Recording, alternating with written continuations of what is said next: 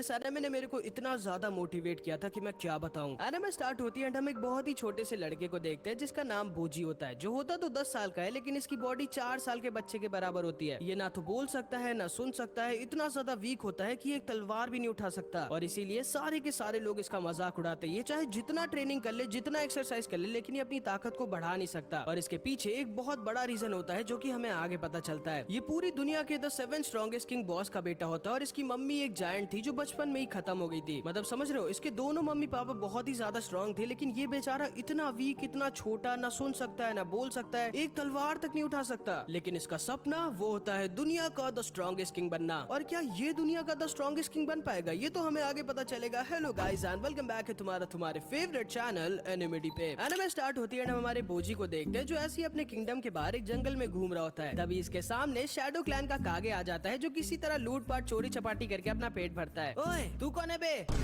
इतना गंदा ignore. And कागे बोजी को जाकर रोक देता है। कौन हो तुम और तुम्हारी हिम्मत कैसी मुझे इग्नोर मारने की? लेकिन बोजी तो गूंगा होता है इसलिए फिर से कुछ नहीं बोलता। तुम्हारे में एटन बहुत है। हाँ कोई बात नहीं, अब चुपचाप मुझे अपने सारे कपड़े और पैसे दे दो। क्या बोल रहे हो बे? एक मिनट। एंड अब जाके कागे को समझ में आता है कि बोजी बोल नहीं सकता। क्या तुम सुन भी नहीं सकते? तो फिर तुम मेरी बातों को कैसे समझ रहे हो?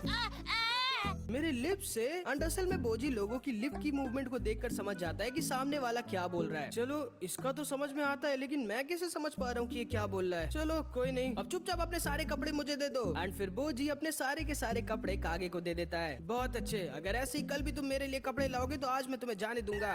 ठीक है भाग जाओ यहाँ से। एंड फिर बोजी कागे को बाय कह के वहाँ से चला जाता है। लेकिन जब ये वापस जा रहा होता है तब इसके किंगडम के सारे लोग इस पर हंस रहे होते हैं और इसका मजाक उड़ा रहे होते हैं। फिर अगले दिन हम देखते हैं कागे उसी जगह पर बोजी का इंतजार कर रहा होता है। एक मिनट, कहीं वो सोल्जर्स के साथ मुझे पकड़ने ना आ जाए। एंड तभी इसे बोजी की आवाज आती है और ये छुप जाता है। लेकिन बोजी बिना किसी सोल्जर के बहुत सारे कपड़ों को पहन कर आया होता है कागे को देखने के लिए। एंड कागे को देख के ये उल्टा बहुत खुश हो जाता है। ओए तुम इतना खुश क्यों हो रहे हो? मैं तुम्हें लूट रहा हूँ, तुम्हें पता नहीं है क्या? क्या तुम्हें मुझसे बात करना अच्छा लगता है? एंड असल में बोजी को कागे बहुत अच्छा लगने लगा था क्योंकि ये पहला था जिसे बोजी की बातें समझ में आ रही थी। ठीक है अब चुपचाप अपने सारे कपड़े मुझे दे दो। अच्छा वैसे तुम्हारा नाम क्या है? ओ तुम्हारा नाम बोजी है क्या?